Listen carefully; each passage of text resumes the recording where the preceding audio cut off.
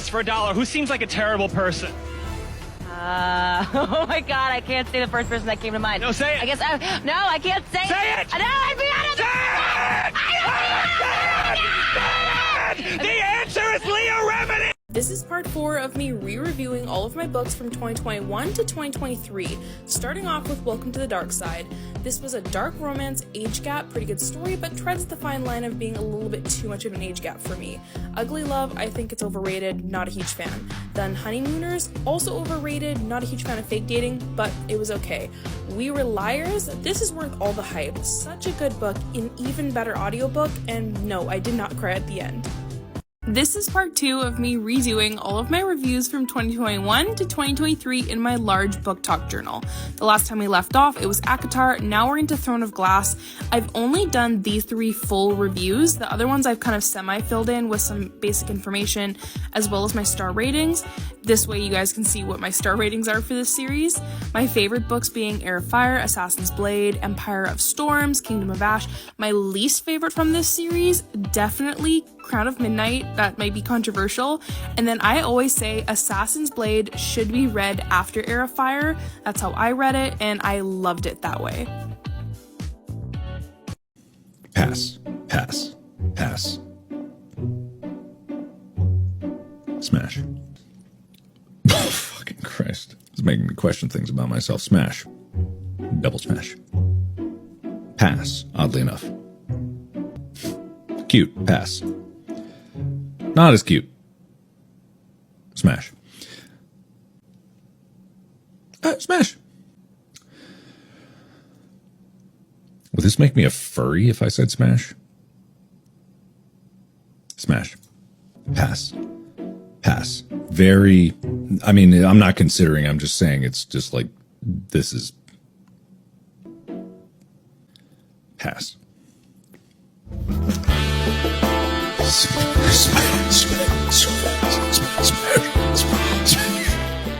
If you know me, you know that I love to journal the books that I read, so I self-publish my own book journals, which you can find on Amazon, known as the BookTok journals. You guys absolutely love the minimalist covers, so I'm here to let you know that I came out with some colored special edition versions. The orange edition is the 500 book journal, also known as the kinda big one. The green edition is the 250 book journal, also known as the mini big one. The blue edition is the 1000 book journal, which has the same interior but is not shown here. The peach edition is the 50 book journal. The purple edition is the 100 book journal, which is by far the most popular. I'm showing you these in paperback, but they are available in hardcover. And lastly is the teal edition, which is the 200 book journal. Just a reminder that there is currently a hardcover printing delay through Amazon, so if you plan to purchase for the holiday season, consider doing that soon. My book journals are self-published and printed by Amazon, which is a fantastic thing outside of the holiday season. Unfortunately, around this time of year, there are always hardcover printing delays, so if you do not have the 4 to 5 weeks that it can sometimes take to get one of these, I do offer most of my journals as paperbacks. They are cheaper and they do ship within roughly a week. The day has finally arrived, and my Bookish box reprint of Neon Gods is here. I have not been a subscriber for well over a year, and I didn't even know they were going to be doing this reprint until I got a shipping notification. Let's take them out and compare the two. The old one is on the left and the new one is on the right, and immediately I'm noticing that the title seems to be a little bit brighter on the newer one. This is also the case on the spine, even though I still think it's a little bit hard to read. The back seems to be all the same with the sprayed edges. I'm not noticing any changes on the naked hardcover as well as the end paper interiors. The signatures are different, but they are still hand stamped, and that is totally fine. And the one thing that I'm noticing is that the first few beginning pages, the order of them has changed between the old and new one. The one I'm currently flipping through is the old one, and we end off on the dedication. In the new one, we have the title page, then the dedication, then the ruling families, and then we have the map sharing a page with the beginning of chapter 1. Another change that I have noticed is the chapter headers. On the old one, there used to be a shadow behind it, whereas the new ones do not have that. And lastly, it does look like they brightened up the interior of the dust jacket so that you can actually see these images. The newer one is the bottom one. And in case you're wondering, I have yet to figure out what I'm going to do with my old one. You guys, I need your opinion on this because apparently not everyone agrees with me. If you're reading a book and one of the main characters has your name in it, can you continue it? For me personally, it completely pulls me out of that book. If my name shows up in a book, even if it's a side character, I get a little bit weirded out, but I definitely could not continue this book if it was one of the main characters. And on the same topic, I get a little bit weirded out if the characters or main characters have the name of my sister, anyone in my family. I'm kind of lucky that my partner has a pretty unique name, so I'll probably never come across it, but I can't do it. Oh, Johnny. What are you doing to me? We are currently reading Binding 13 by Chloe Walsh. And by currently reading, I meant I pretty much devoured most of this book in one sitting. I don't even know where to start with this book because I feel betrayed by myself and everybody else that this book did not make it on my radar a long fucking time ago. Johnny is hands down the best book boyfriend to ever exist. Fight me. And the fact that this is touch her and I'll kill you vibes makes it 1,000 times better. He is literally the most confident dude like ever, but when it comes to her, he does not fucking know how to act. He has no idea what to do with himself. He literally said, "Give me a name, I'll take care of it." That's all you need to know. But then later in the book, he said, "You're getting soaked out here." And then Shannon said, "But you won't have a jacket." And then he said, "But you will." Are you kidding me? I am on page 485 and I have never in my life rooted for a couple more than I'm rooting for them right now. They haven't even really kissed and I have gotten to the point where he honestly just talks to her and I already get butterflies in my stomach. I am so fucking invested that I quite frankly don't even know how to exist. This fucking series is gonna be the death of me. I am looking at the rest of the books because I already know I will not sleep and eat until the full series is done. I am so happy you asked. First of all, let's make one thing clear. Addicted and Callaway series have a special place in my heart. But with that being said, let's rank the couples. Also, I have not read the last two, which is Long Way Down and Some Kind of Perfect. I just can't bring myself to finish this series. Like, I'm not ready to leave this world yet. But as you can see, the rest have been read. I don't know what TikTok thinks about it. This might be controversial. My favorite couple is Ryke and Daisy, though. Even though I have not finished their story yet, they're my favorite couple. I don't care. I love them.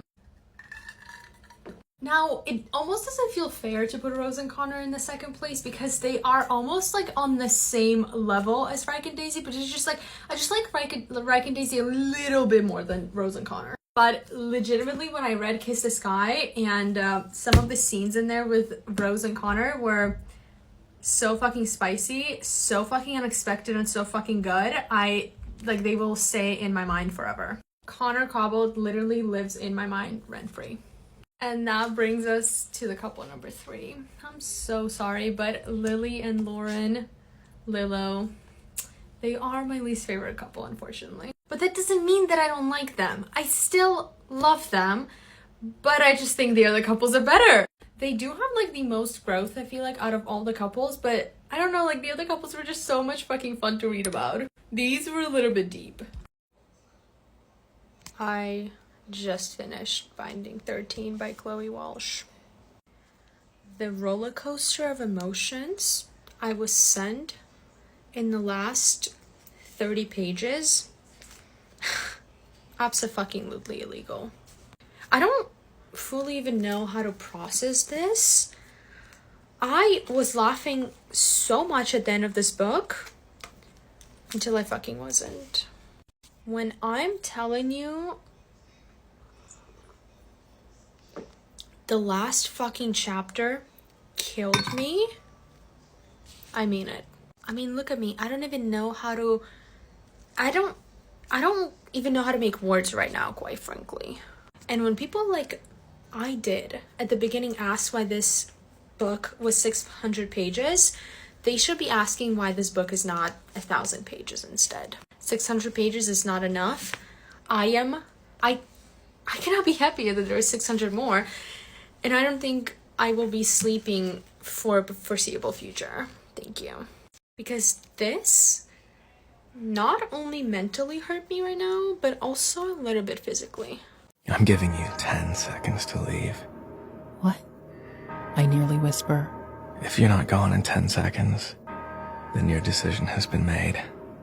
The night isn't over. 10, We had a deal. 9, I asked you to bring my darkest fantasies to life. 8, I want this. 7, I want you. 6, 5, 4, I'm not changing my mind. 3. 2, I taunt, and his eyes narrow. 1. Now that I have collected my thoughts a little bit, let's talk about why Binding 13 was a 5-star read for me. This is a thick fucking book, and the writing in it is very small. To be quite fair, it does not feel like this book is this thick. Like, I feel like I read it so fast. The writing is super easy and you literally just skim through pages. Now, this book does not have smut in it, and the fact that it's 5 stars for me, fucking insane. In my last video, I've seen a lot of people saying that they DNF'd this book and they did not like it. Now, I do see where you're coming from, because in this book, if you are unable to connect with these two characters, you will not like it. It was a bit slow at the beginning for me as well, but once I connected to the characters and I read more about their life and the world they live in, I could honestly read about Johnny and Shannon, watch the fucking paint drying on the walls. That's how much I loved being in their world. You do want to check out the trigger warnings for this book, because for me, this is the first book that I've read that dealt with domestic violence, and the scenes in here are fucking graphic. But I also think that's what makes this book even better, because you read about this shit in such detail that it hurts me when it hurts them. Anyway, keeping 13, I am coming for you. So I did a thing. You know damn well it's book mail time, so let's get into it. You guys are gonna be proud of this one, but I am terrified. I am honestly not ready for this next read. I've never been ready, and I don't think I ever will be ready. But I will be devouring this book as soon as I'm done with my current series. Look what we got. Quite frankly, I don't even know what the fuck to expect from these books. I just know everybody's talking about them. I have definitely read my fair share of Penelope Douglas, and let me tell you, it is smut central. I don't even know if these books are dark romance. I don't even know anything about them, which is even scarier. I do have one question though. Is it all the same story? Do they all follow the same people? And am I missing a book? I think there's a thin one. Alright, I'm missing Conclave and Fire Knight, which I think are very thin ones. Corrupt is the first one. I need to read the back real quick. I need to see what the vibes are. My boyfriend's older brother? Shut the fuck up. He's like that scary movie that you peek through your hands to watch. I immediately got the vibes. I understand. He's handsome, strong, and completely terrifying. What the fuck else can I ask for? He's more concerned with the dirt on his shoes than me. Period. Cannot wait to see how that unfolds. While I haven't had her body, I know I have her mind. I'm not fucking ready. Hold on. Hold on. She put a few of my high school friends in prison and now they're out. We've waited. We've been patient, and now every last one of her nightmares will come true. 3? I'm sorry. Hold your fucking horses. Penelope? Relax. What does that mean? What the fuck does that mean? I'm in the middle of reading a different series right now, and I might have to take a pause because, what did I just read?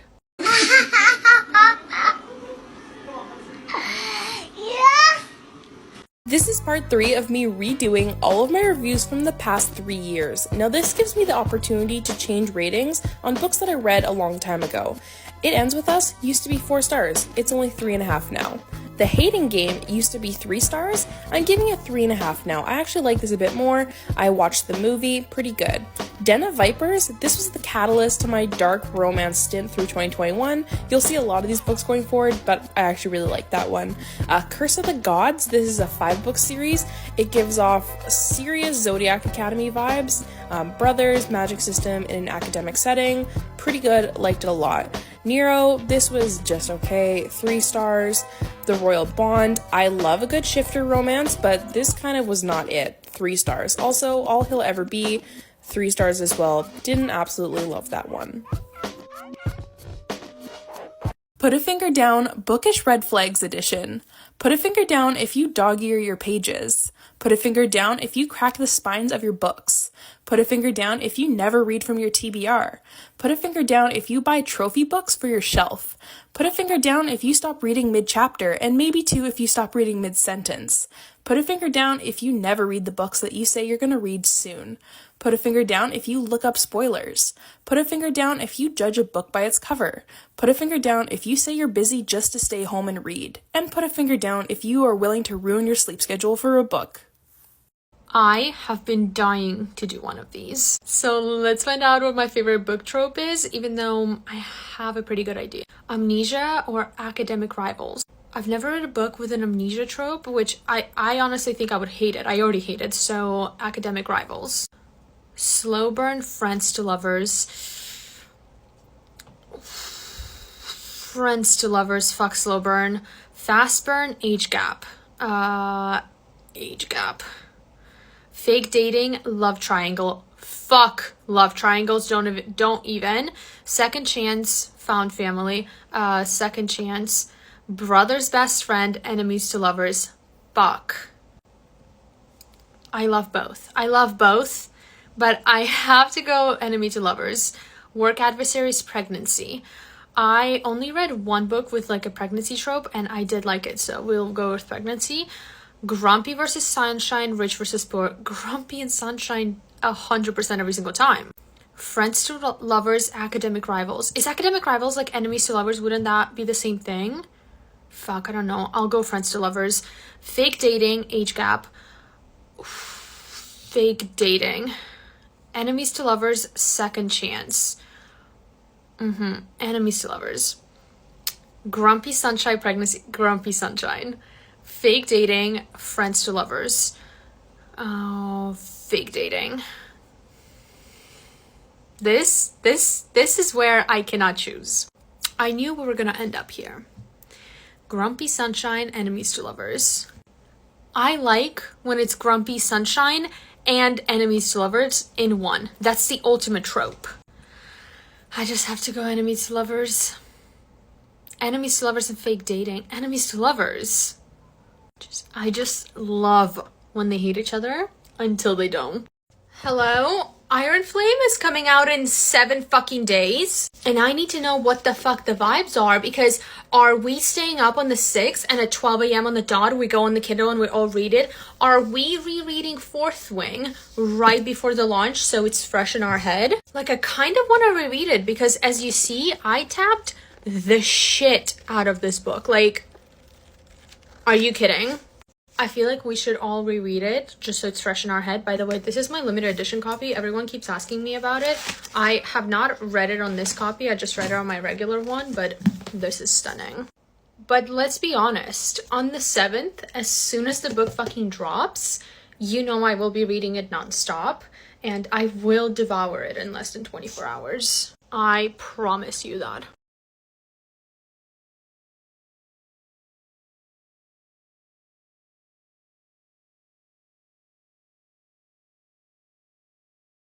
I am a little bit more than halfway done with Keeping 13, and let's talk about it.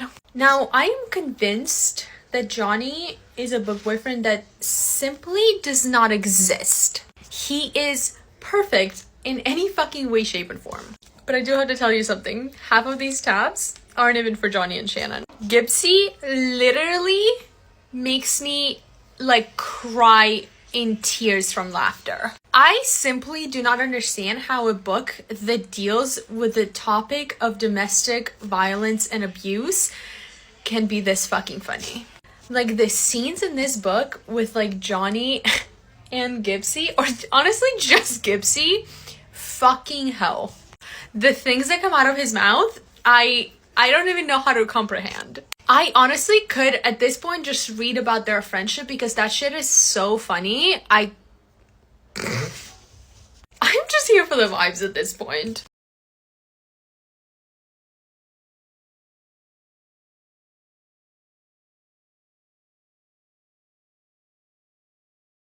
The rain starts pouring, but you're all alone. I fall in love with boys I see on your TV screen. The ones in books who are as perfect as they can be. I spend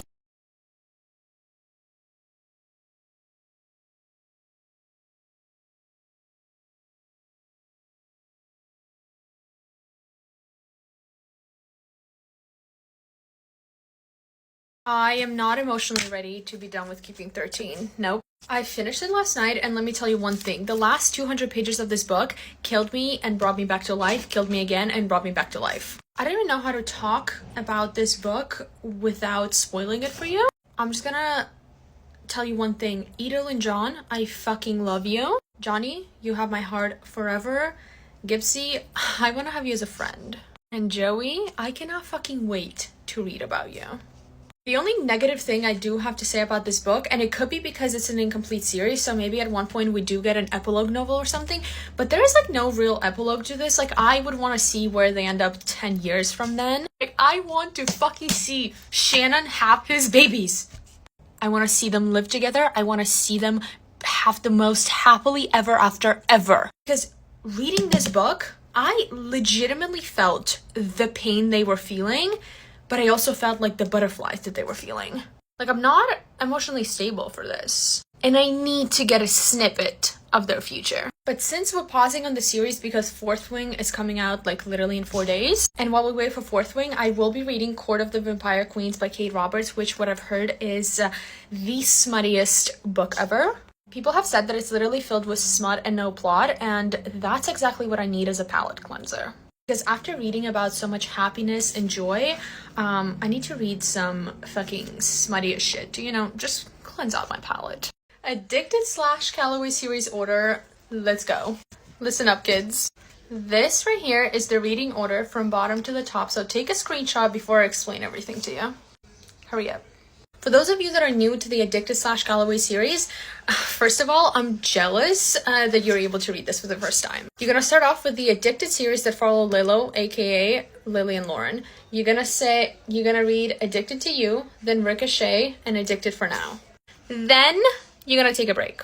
And you're gonna read the spin-off, which is the Callaway sisters, which is obviously Lily's sisters. You're gonna read Kiss the Sky first, which it follows Rose and Connor, and then you're gonna read Hot House Flower, which follows Daisy and Reich. Then you're like, okay, I miss Lily and Lauren. Then you're gonna read Thrive, which follows the same plot as in these two books, but from Lily and Lauren's point of view. So this book is gonna be the same as like a recap of these two, but from their point of view.